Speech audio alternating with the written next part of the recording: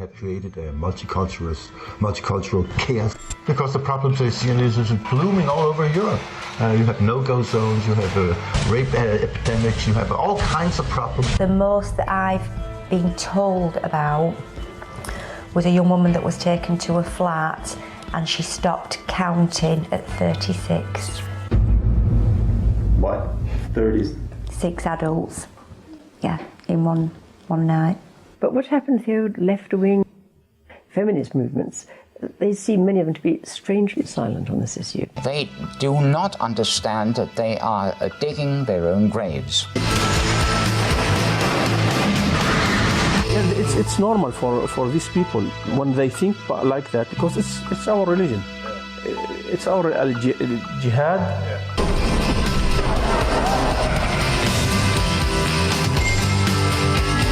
This is just, I don't know. I don't even know what to say. I'm speechless. This is surreal. Sure, and I have to warn you that it doesn't matter how you produce and how you cut this documentary. You have to know that you will be labeled a Nazi or a racist just because you made this movie. So I have to warn you, watch out.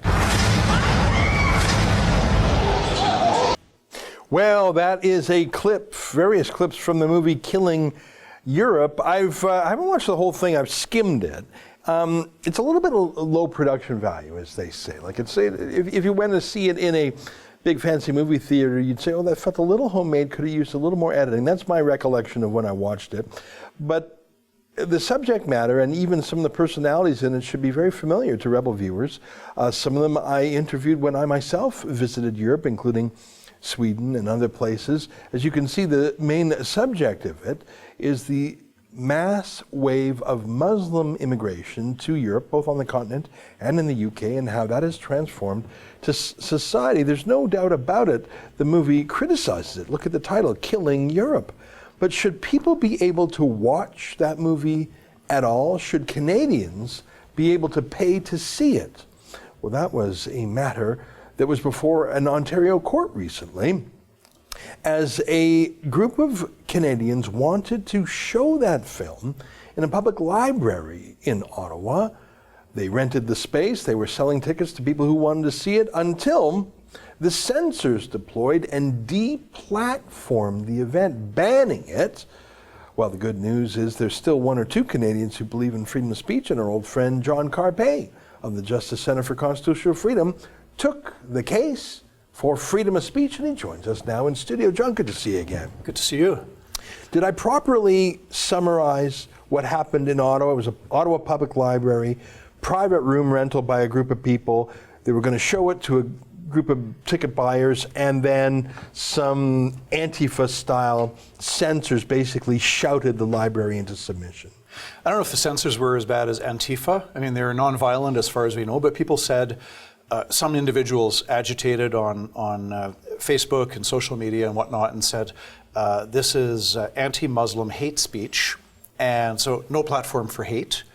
And they put pressure on the library. The library had signed a contract. They had agreed to do it. And of course, as always, you know, there's no formal complaints of hate speech, criminal hate speech. There's no complaints filed with the police, and there's no prosecution for hate speech, and it's not criminal hate speech.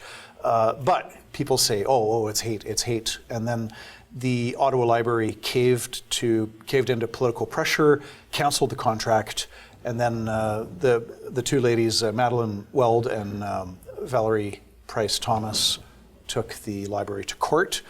And we lost the first round with the court saying, kind of sidestepping the whole issue, but saying, well, we don't really have authority to review the decision made by the public library. So they didn't say whether the public library's decision was right or wrong. They just said we don't really have jurisdiction over that. That's an excerpt from the Ezra Levant Show, which is a show I do every day.